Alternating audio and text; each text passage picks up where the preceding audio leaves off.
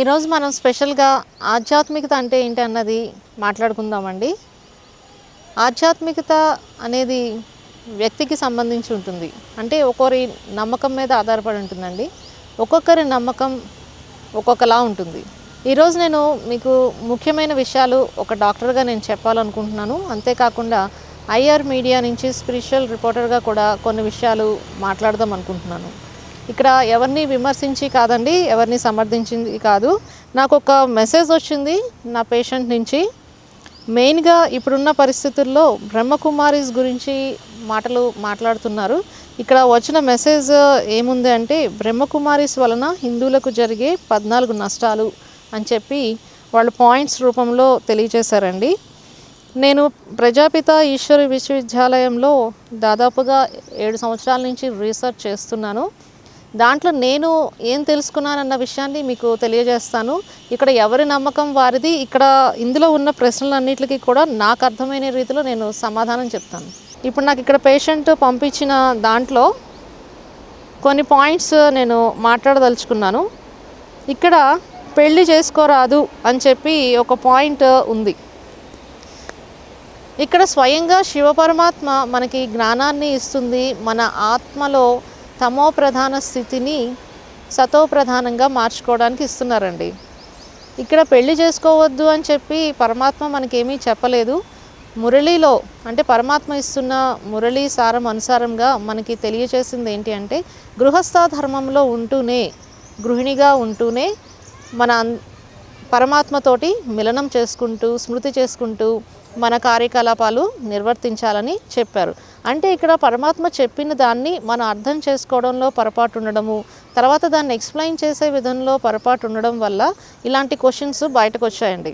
ఇప్పుడు పెళ్లి చేసుకోకూడదు అన్నది వ్యక్తిగతానికి సంబంధించిన విషయము. పరమాత్మ ఎందుకు పెళ్లి చేసుకోవద్దు అని ఎక్కడా చెప్పలేదు మురళిలో. మరి నాకైతే నేను చదివిన దాంట్లో పెళ్లి చేసుకోకూడదని ఏమీ లేదండి. అది వ్యక్తిగతంగా నేను పెళ్లి చేసుకోకుండా ఉండాలి అంటే కనుక నేను ఉండిపోతాను. అది ఎవరిని క్వశ్చన్ చేసుకోకూడదు. దాని గురించి అని చెప్పి పరమాత్మ ఇస్తున్న అష్టశక్తులు కానీ, దివ్య గుణాలు కానీ, వైద్యాన్ని కానీ మనం అందుకోవటం అన్నది వదిలేస్తున్నాము. దయచేసి నేను రిక్వెస్ట్ చేసేది ఏంటి అంటే, అందరినీ దీంట్లో సూక్ష్మస్థూల వైద్య రహస్యం ఉంది. ఫస్ట్ వైద్యాన్ని తీసుకుని ప్రతి ఒక్క ఆత్మకి కూడా అందించండి. ఇంకొకటండి, తర్వాత ఇక్కడ వైఫ్ అండ్ హస్బెండ్ని అక్కయ్య అన్నయ్య అని పిలుచుకోవాలి అని అంటున్నారు అని చెప్పేసి అది కూడా క్వశ్చన్ నన్ను ఒక పేషెంట్ అడిగారు.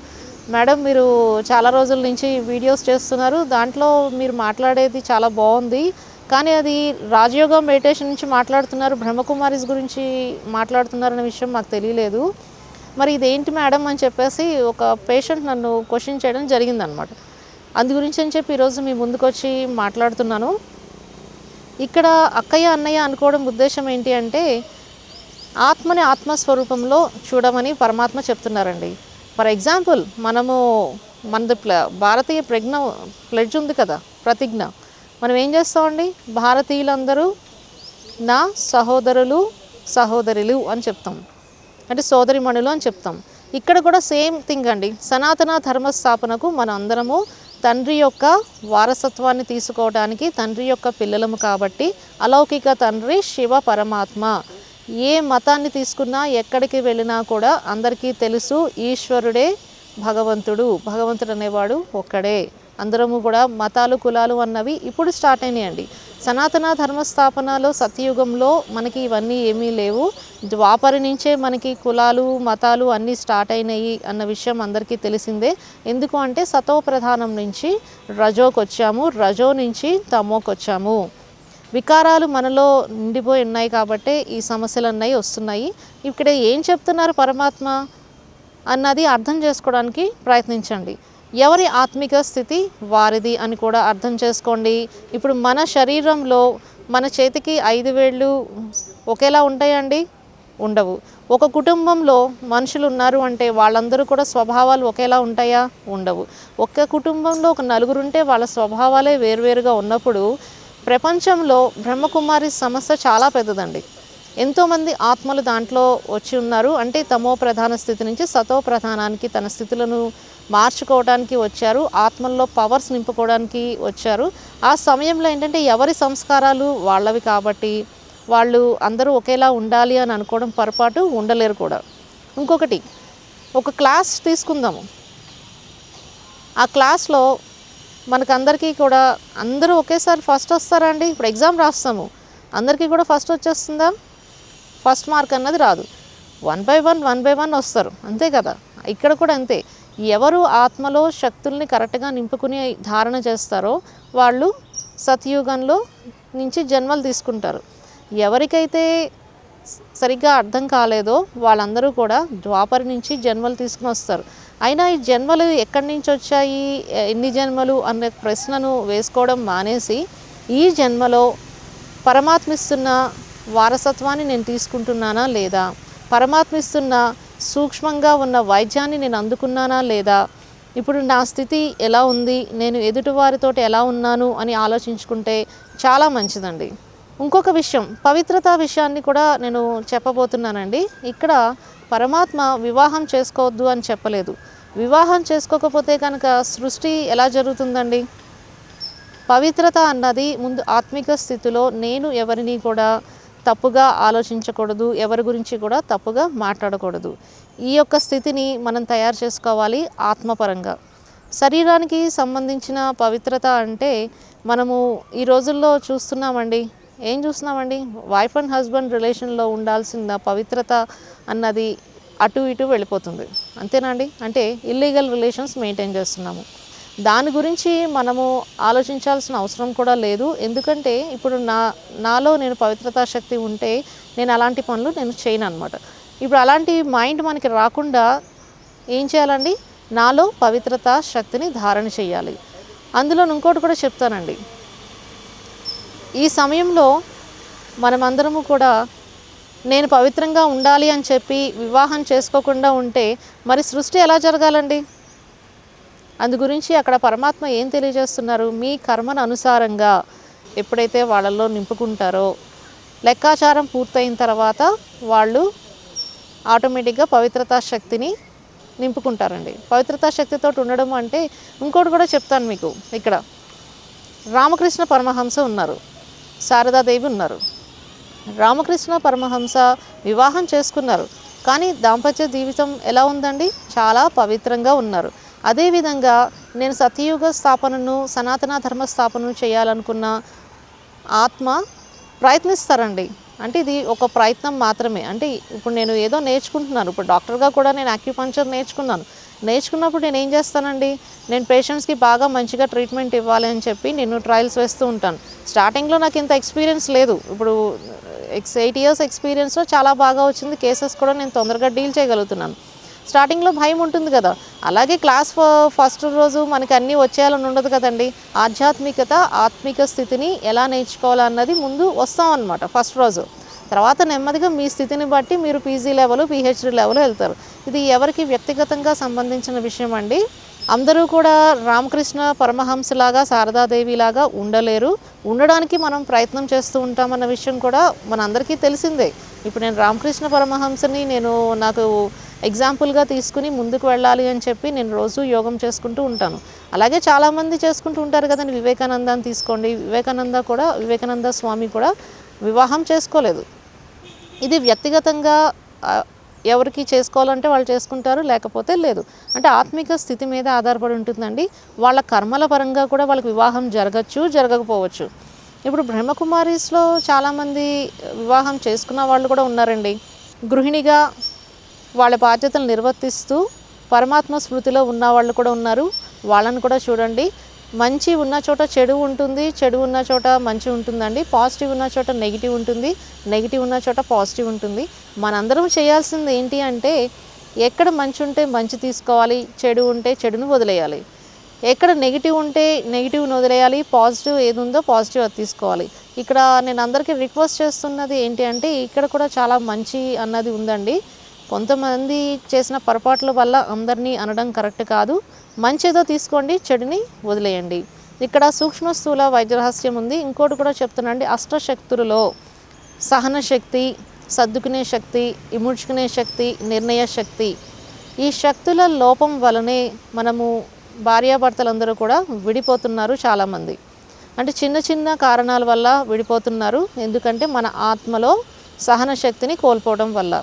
ఈ శక్తులను ఎలా ధారణ చేయాలి అన్నది ప్రజాపిత ఈశ్వర విశ్వవిద్యాలయంలో రాజయోగ మెడిటేషన్లో ఉందండి, అష్టశక్తుల్లో.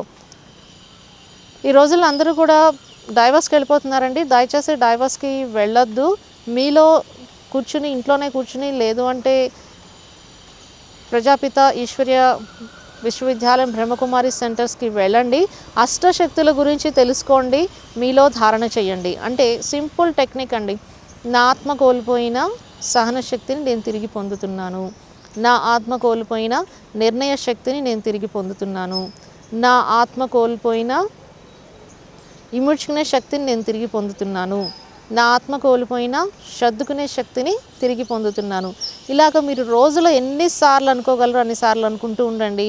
ఆటోమేటిక్గా మీ వైఫ్ ఏమైనా మీ ప్రాబ్లం ఉంటే మీ వైఫ్ని దగ్గర తీసుకుంటారు. అలాగే భర్తతో ప్రాబ్లం ఉంటే నా భర్తే కదా అని చెప్పి మీరు దగ్గర తీసుకుంటారు. ఇలాంటివి అన్యోన్య దాంపత్య జీవితాన్ని మనం ఇముడ్చుకోవడానికి కూడా మనకి ఇక్కడ పరమాత్మ ఈ యొక్క శక్తులు ఇవి అని చెప్పేసి తెలియజేయడం జరిగింది. కానీ ఇవి అందరికీ కూడా అర్థం కాకపోవడం వల్ల బయట ప్రచారంలోకి అలా వచ్చిందండి. ఎవరి ఆత్మిక స్థితి వారిదండి, ఎవరి లెక్కాచారాలు వాళ్ళవి. ఇప్పుడు ఎవరితో అయినా సరే గొడవలు ఉన్నాయనుకోండి, వాళ్ళతోటి వెళ్ళి ఫైటింగ్ చేయడం కాదండి, యోగంలో కూర్చుని ఆత్మను పరమాత్మతో మిలనం చేసుకుంటూ, అంటే నిరాకారుని యొక్క స్థితిలోకి మనం వెళ్ళలేము. నిరాకారుని మనం కనెక్ట్ అవుతూ మన యొక్క స్థితిని జ్వాలాముఖి స్వరూపంలోకి తీసుకువెళ్ళాలండి. జ్వాలాముఖిలోకి నేను ఎప్పుడైతే వెళ్తానో ఆత్మిక స్థితిలో, ఆ సమయంలో నేను ఎలా ఉంటాను? నిరాకారి, నిర్వికారి, నిరహంకారి. ఈ స్థితుల్లో మనం ఏం చేయాలండి? ఎవరికైతే నాకు సమస్య ఉందో ఆ ఆత్మతోటి ఉన్న లెక్కాచారాన్ని, అంటే గత జన్మలో నేనేం చేశానో వారితో నాకు తెలియదు కదా, ఎలాంటి లెక్కలు ఉన్నాయో అవన్నీ కూడా ఇప్పుడు నేను జ్వాలాముఖి స్వరూపంలో భస్మం చేయాలి. భస్మం ఎప్పుడైతే చేస్తూ చేస్తూ చేస్తూ వస్తానో ఆటోమేటిక్గా వాళ్ళతోటి ఉన్న విరోధము నాకు పూర్తయిపోతుంది. ఇది ఒక రోజులో అయ్యేది కాదండి, డైలీ ప్రాక్టీస్ చేయాలి. ఇక్కడ ముఖ్యంగా ఏంటంటే ఆత్మను ఆత్మస్వరూపంగా చూసుకోవడం. ఇంకొక విషయం ఏంటి అంటే ఇక్కడ బొట్టు పెట్టుకోకూడదు, తర్వాత ఆభరణాలు వేసుకోరు, ఇలాంటి మాటలు కూడా కొన్ని విన్నాయి. నన్ను పేషెంట్స్ అడగడం జరిగింది, తర్వాత వాట్సాప్ మెసేజ్ కూడా నాకు పంపారు. దానికి కూడా చెప్తున్నానండి, ఇక్కడ పరమాత్మ తెలియజేసింది ఏంటంటే దేహానికి ఎక్కువ ఇంపార్టెన్స్ ఇవ్వద్దు, దేహి అభిమాన స్థితిలోకి రావటానికి ప్రయత్నించండి అని చెప్పారనమాట. ఇక్కడ జన్మలు ఉన్నాయి అని చెప్పేసి మనం నమ్ముతాం కదండి. హిందూ ధర్మశాస్త్రం ప్రకారం జన్మలు ఉన్నాయని నమ్ముతాం. మరి గత జన్మ సంస్కారాలను బట్టి కూడా ఇప్పుడు మన యొక్క సంస్కారం ఉంటుంది కదా. ఇప్పుడు గత జన్మలో నేను మంచి ఆధ్యాత్మికంగా ఉన్నాను అనుకోండి, ఈ జన్మలో నేను ఫ్యాషన్గా ఎలా ఉంటానండి? ఉండలేను. ఎందుకంటే దేహి అభిమాన స్థితిలో ఉండడమే నా ఆత్మకు తెలుసు. దేహం యొక్క అభిమానంతో నేను ఉండను. ఇప్పుడు నిజమైన అందం ఎక్కడ ఉంటుందండి? ఆత్మిక స్థితిలోనే నిజమైన అందం అన్నది కనిపిస్తుంది.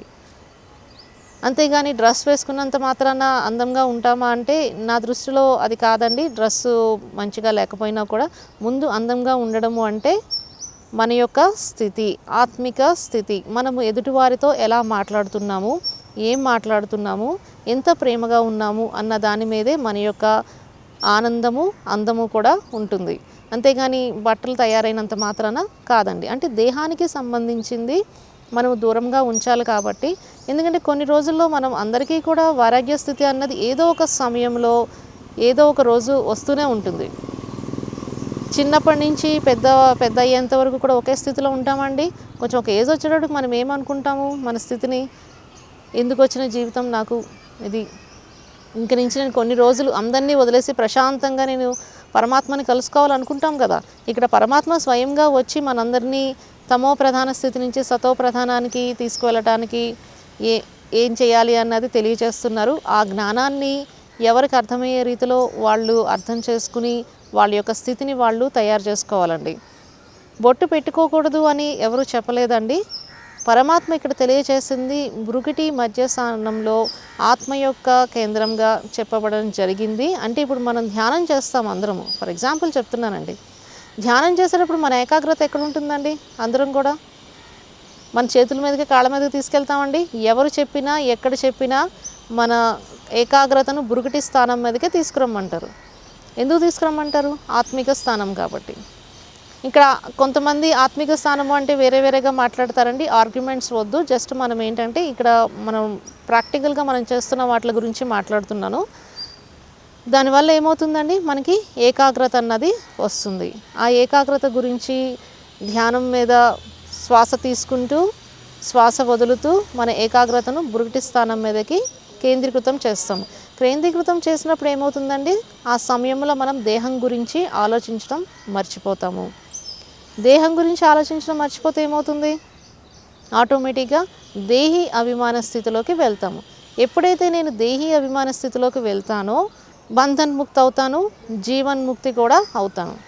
బంధన్ ముక్తి అయిన తర్వాత అంటే ఈ బంధనాలని వదిలేసిన తర్వాత మాత్రమే నేను పరమాత్మతోటి మిలనం చేసుకోగలుగుతాను. ఎప్పుడైతే నేను పరమాత్మతోటి మిలనం చేసుకున్నానో నా యొక్క ఆత్మిక స్థితి ఎలా ఉంటుందండి, జీవన్ ముక్తిగా ఉంటుంది. అంటే తమో ప్రధానం నుంచి సతో ప్రధాన స్థితికి వస్తుంది. రావటం వల్ల ఏంటి, నేను ఎప్పుడు శుభభావన, శుభకామన, శుభచింతనతోటే ఉంటాను. ఎవరి గురించి నేను చెడుగా ఆలోచించను, చెడుగా మాట్లాడను, అందరికీ కూడా మంచి జరగాలనే ఎప్పుడూ కూడా యోగం చేస్తూనే ఉంటాను. ఇలాంటి విషయాలు ప్రజాపిత బ్రహ్మకుమారి ఈశ్వర విశ్వవిద్యాలయంలో నేను చాలా చూశానండి. మరొక్కసారి అందరికీ మనవి చేస్తున్నాను, మనకి పరమాత్మ ఏం తెలియజేశారు అన్నది మనం ముందు అర్థం చేసుకుంటే బాగుంటుందండి. ఎవరో ఏదో చెప్పారు, ఏదో వినేసాము అనకుండా మీ పర్సనల్గా అనుభవాన్ని పొందండి, వైద్యం అనుభవాన్ని పొందండి. మిగతా విషయాలు మనం ఆర్గ్యుమెంట్ చేయొద్దండి. వైద్యపరంగా మనం అందరము కూడా తెలుసుకుందాము. ఇప్పుడు కార్పొరేట్ హాస్పిటల్స్ అన్నీ కూడా చాలా కాస్ట్లీ అయిపోయినాయి కాబట్టి మన ఆరోగ్యం మన చేతిలోనే ఉంది. మన ఆత్మిక స్థితి మీదే మన ఆరోగ్యం ఆధారపడింది కాబట్టి ఆత్మిక దృష్టితో సూక్ష్మస్థూల వైద్య రహస్యాన్ని తెలుసుకోవడానికి మీరు ఉషారాడి న్యాచురోపతి క్లినిక్ కూడా రావచ్చు. ప్రజాపిత ఈశ్వర విశ్వవిద్యాలయం బ్రహ్మకుమారి సెంటర్స్కి వెళ్ళండి. మనుషుల్ని చూసి కాదండి, పరమాత్మని చూసి పరమాత్మ స్నేహి హస్తాన్ని అందరూ కూడా అందుకోండి. ఇక్కడ ఉన్నది శివుడు. తర్వాత ఇంకొక క్వశ్చన్ ఇక్కడ నేను చదివాను, చర్చ్ మరియు మసీదులకు వెళ్ళి వారికి జ్ఞానాన్ని బోధించరాదు, ఎందుకంటే వాళ్లకు జ్ఞానం ఉంది. ఇది చాలా పొరపాటండి. నా దగ్గరికి చాలామంది పేషెంట్స్ క్రిస్టియన్స్ వచ్చారు, ముస్లిమ్స్ వచ్చారు. నేను జనరల్గా రాజయోగ మెడిటేషన్లో ఉన్న సూక్ష్మస్థూల వైద్య రహస్యాన్ని అందరికీ కూడా చెప్తూ ఉంటాను. అంటే మెడిసిన్స్ నేను తక్కువ ఇస్తాను, ఆత్మిక స్థితిని బట్టే వాళ్ళకి క్యూర్ అవ్వాలి అని చెప్పేసి మెడిటేషన్ ఎక్కువ చేస్తాను అనమాట. ముస్లిమ్స్ వచ్చిన వాళ్ళు కూడా ఓం శాంతి అని అన్నారు, క్రిస్టియన్స్ కూడా ఓం శాంతి అని అనమంటే ఓం శాంతి అనేసారు. అంటే నేను వాళ్ళు ఏమన్నా మతపరంగా ఉండి అనరేమో అని చెప్పి నేను శాంతి స్వరూపాత్మను ఇలా చెప్పేదాన్ని. వాళ్ళు ఒకటే నాకు చెప్పారండి, ఇక్కడ కులము లేదు, మతము లేదు, భగవంతుడు అందరికీ ఒకటే, ఇవన్నీ మనం సృష్టించుకున్నావమ్మా. ఓం అంటే నేను ఆత్మనని చెప్పి మీరు అర్థమయ్యే రీతిలో చెప్పారు. ఆత్మ యొక్క స్వధర్మం శాంతి, కాబట్టి మేము ఓం శాంతి అని అంటాము అని చెప్పేసి చాలామంది క్రిస్టియన్స్ నా దగ్గర ఓం శాంతి అని ప్రాక్టీస్ చేసేవారు. ముస్లిమ్స్ కూడా ప్రాక్టీస్ చేసేవారండి. అంటే పెళ్లి చేసుకున్న పిల్లల్ని కనరాదు అన్న పాయింట్లో నేను మాట్లాడుతున్నానండి. ఇక్కడ పరమాత్మ ఏమి పెళ్ళిళ్ళు చేసుకున్నంత మాత్రాన మీరు పిల్లల్ని కనద్దు అని చెప్పేసి ఎక్కడా చెప్పలేదండి. ఎందుకంటే ఇప్పుడు నాకు ఫర్ ఎగ్జాంపుల్గా నేను చెప్తున్నాను, ఇప్పుడు నేనే ఉన్నాను అనుకోండి. ఇప్పుడు నాకు వివాహం జరిగింది, కొత్తగా వివాహం అయింది. నేను బ్రహ్మకుమారి సెంటర్స్కి వెళ్ళి 7 days కోర్స్ తీసుకున్నాను. వాళ్ళు దాంట్లో పవిత్రత గురించి చెప్పారు. అది వాళ్ళు ఏ రకంగా చెప్పారో మరి నేను ఏ రకంగా అర్థం చేసుకున్నానో, మరి నేను పెళ్ళి చేసుకున్నాను అని చెప్పేసి నేను భార్య భర్తల సంబంధాన్ని మానేసి మరి నేను ఉంటాను అంటే అది కుదరదు కదండి. ఇప్పుడు నా పరంగా నా లెక్కాచారంలో నేను ఒక ఆత్మకు జన్మని ఇవ్వాలి అనుకోండి, అది ఆటోమేటిక్గా జరుగుతుందండి. దాని గురించి మనం ఎవరూ కూడా మాట్లాడవలసిన అవసరం లేదు. ఇప్పుడు నాకు జన్మనిచ్చే బాధ్యత ఈ జన్మలో నాకు లేదనుకోండి, ఆటోమేటిక్గా నేను పవిత్రంగానే ఉంటాను. ఆ యొక్క శారీరక సంబంధం జోలికే నేను వెళ్ళను అనమాట. ఇదేంటంటే ఇక్కడ మన జన్మ చక్రాలు ఉన్నాయి, తర్వాత కర్మ సిద్ధాంతాన్ని ఇవన్నీ కూడా అనుసరించి మనం చేస్తున్నాము. ఇక్కడ ఆ విషయాలన్నీ కూడా మనం ఒకసారి అర్థం చేసుకోవడానికి ప్రయత్నించండి. ఇక్కడ వాల్మీకి గురించి కూడా మాట్లాడారు దీంట్లో. ఈ పాయింట్లో వాల్మీకి, వశిష్ఠ లాంటి ఋషుల గురించి కూడా మాట్లాడడం జరిగింది. ఇక్కడ ఎవరిని అజ్ఞానులు అని చెప్పి అనలేదండి. ఇక్కడ వాల్మీకి కూడా రాముడు వచ్చి మర అంటేనే రామ అని అనుకుంటూ యోగం చేశారు, అంటే తపస్సు చేశారు. చదువు రానంతసేపు కాకరకాయ అన్నాడంట, చదివిన తర్వాత కీకరకాయ అన్నాడంట. ఇలాగే ఇక్కడ మనమందరం చేసిన పొరపాటు ఏంటి అంటే, పరమాత్మ గురించి మనం సరిగ్గా జ్ఞానం అర్థం చేసుకోకపోవడం వల్ల నేను బ్రహ్మకుమారిగా వెళ్ళిపోయాను అని చెప్పేసి రోజు మురళి చదువుతున్నాను అని అనుకుంటూ, దాంట్లో సరిగ్గా పరమాత్మ ఏం చెప్పారో అర్థం చేసుకోలేని కారణం వల్ల కాకరకాయని కీకరకాయ అంటున్నామండి. ఈ యొక్క డిఫరెన్స్ వల్ల ఈ యొక్క అపోహలు అన్నవి సృష్టింపబడ్డాయి. దయచేసి ఈశ్వర్య ప్రజాపిత బ్రహ్మకుమారిస్లో ఈ సత్యం ఉన్న విషయాలన్నీ కూడా అందరికీ తెలియజేయండి. దీంట్లో ఇంకొకటండి, తినకూడదు అన్న పాయింట్ ఉంది కదా, ఎందుకు తినరు, ఎందుకు తినకూడదు అని. నేను వెళ్ళి అయితే కనుక నేను అన్ని చోట్ల తింటానండి, నాకేం ప్రాబ్లం ఉండదు. ఎందుకంటే నా ఆత్మలో పవర్ ఉంది. నేను ఎప్పుడు యోగం చేసుకునే, ఎవరు ఏమి ఇచ్చినా కూడా నేను యోగం చేసుకునే తింటాను. అలా అని అస్తమాను వెళ్ళి తినను, అంటే నాకు యాక్సెస్ లేకపోతేనే నేను తింటాను. ఇక్కడ ఏంటంటే మీ యొక్క ఆత్మిక స్థితిని మీరు చెక్ చేసుకోవడం అనమాట.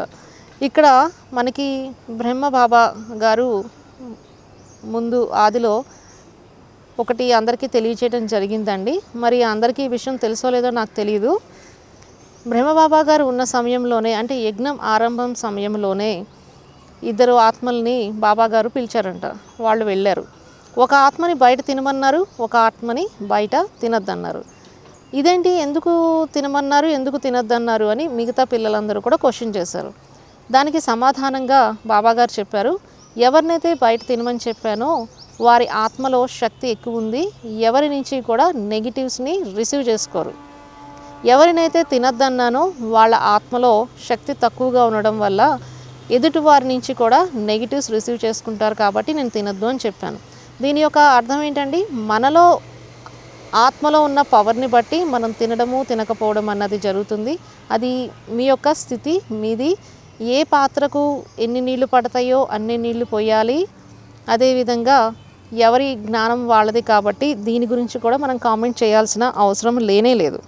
అందరము కూడా ఆత్మిక స్థితిలోకి వెళ్ళాలి, ఎవరి నమ్మకం వారిది. ఇందులో వైద్యం ఉందన్న విషయం తెలుసుకుని అందరికీ వైద్యాన్ని అందరికీ కూడా పంచండి. మీకు ఎవరికైనా ఏమైనా డౌట్స్ ఉంటే ఇక్కడ కామెంట్ రూపంలో తెలియజేసినట్లయితే నాకు తెలిసినంత వరకు నేను సమాధానం ఇవ్వడానికి ప్రయత్నిస్తున్నానండి. ఇక్కడ ఎవరిని కూడా ఉద్దేశించి మాట్లాడలేదు, విమర్శించి మాట్లాడలేదు. ప్రాక్టికల్గా ఉన్న వాటిని గురించి మాత్రమే చెప్పడం జరిగింది. వైద్యాన్ని బయటికి తీసుకురావాలన్న ఉద్దేశంలో నేను మాట్లాడాను. మీ ఎవరైతే కామెంట్స్ చేస్తున్నారో వాళ్ళందరూ కూడా దయచేసి వైద్యాన్ని ముందుకు తీసుకెళ్ళండి, అది నా రిక్వెస్ట్. ఎందుకంటే చాలామంది వైద్యం లేక చనిపోతున్నారు. అందరి దగ్గరికి కూడా నేను వెళ్ళి వైద్యం ఇవ్వలేను, అది ఇంపాసిబుల్. కాబట్టి మీ ద్వారా మౌత్ టు మౌత్ వైద్యం అన్నది వెళ్ళాలి. ఓం శాంతి అని ఎక్కువసార్లు అనుకోవడం వల్ల మానసిక సమస్యలు నయమవుతాయండి. అంటే డిప్రెషన్ పేషెంట్స్ ఎవరైతే ఉన్నారో వాళ్ళందరూ కూడా ఓం శాంతి అనుకోవాలి. ఓం శాంతి అనుకోవడం వల్ల మీకు విశుద్ధ చక్ర యాక్టివేట్ అవుతుందండి. విశుద్ధ చక్ర స్థూలంగా యాక్టివేట్ అవుతుంది. శాంతి స్థితిని స్థూలంగా మీరు యాక్టివేట్ చేసుకోవడం వల్ల మీకు థైరాయిడ్ లెవెల్స్ అన్నది కంట్రోల్కి వస్తాయి. ఈ విషయాన్ని అందరికీ తెలియచేయండి. నేను ఆనంద స్వరూప ఆత్మను అనుకున్నట్లయితే మీకు మైగ్రేన్ సమస్య కంట్రోల్కి వస్తుందండి. ఎవరికైతే తలనొప్పిగా ఉందో వాళ్ళందరూ కూడా నేను ఆనంద స్వరూప ఆత్మను అని చెప్పి అనుకోవాలి. ఆత్మ అనగానే బ్రూటి స్థానం మీదకి ఏకాగ్రతను తీసుకురండి. ఎప్పుడైతే మీరు ఏకాగ్రతను తీసుకొచ్చారో ఈ శరీరానికి కొంత సమయము అతీతంగా అయిపోతారు. అయిపోయినప్పుడు మాత్రమే పరమాత్మతోటి మిలనం చేసుకుంటారు. పరమాత్మ నుంచి మనము ఏం తీసుకోవాలండి, ఆనందాన్ని తీసుకుంటూ హెడేక్ని కంట్రోల్ చేసుకోగలుగుతారు. అంటే మీ ఆరోగ్యం మీ చేతిలోనే ఉంది. రేపొద్దుట డాక్టర్స్ అందరూ కూడా అవైలబిలిటీలో లేనప్పుడు, అంటే కరోనా పరిస్థితి చూసాము, రానున్న పరిస్థితుల్లో ఇంకా చాలా జరుగుతూ ఉంటాయి. థర్డ్ వరల్డ్ వార్ కూడా రావచ్చు, ఇంకా భూకంపాలు రావచ్చు, ఇంకేమైనా జరగచ్చు. ఆ సమయంలో మిమ్మల్ని మీరు కాపాడుకోవాలి అంటే ఏ శక్తితోటి, ఏ గుణముతోటి నా అవయవాలను నడిపించుకోగలను, నా చుట్టుపక్కల వ్యవహారాలను నడిపించుకోగలనని తెలుసుకుంటేనే మిమ్మల్ని మీరు కాపాడుకోగలరండి. ఇప్పుడు నేను ఇచ్చిన దాంట్లో నా యొక్క ప్రధాన ఉద్దేశం ఏంటి అంటే అందరికీ కూడా వైద్యం వెళ్ళాలి, ఎవరిని వారే కాపాడుకోవాలి, ఎవరికి వారే ఆత్మిక స్థితిని తయారు చేసుకోవాలి. అందరూ కూడా రుహానీ రుహానీ డాక్టర్స్గా మారిపోవాలంటే ఆత్మిక డాక్టర్స్గా మారిపోవాలన్న సంకల్పంతో మీ ముందుకు వచ్చి ఈరోజు నేను ఐఆర్ మీడియా స్పిరిచువల్ రిపోర్టర్గా నాకు తెలిసిన విషయాలన్నీ కూడా మీతో షేర్ చేసుకోవడం జరిగింది. దయచేసి నేను ఏమన్నా పొరపాటుగా మాట్లాడుంటే మాత్రం క్షమించండి.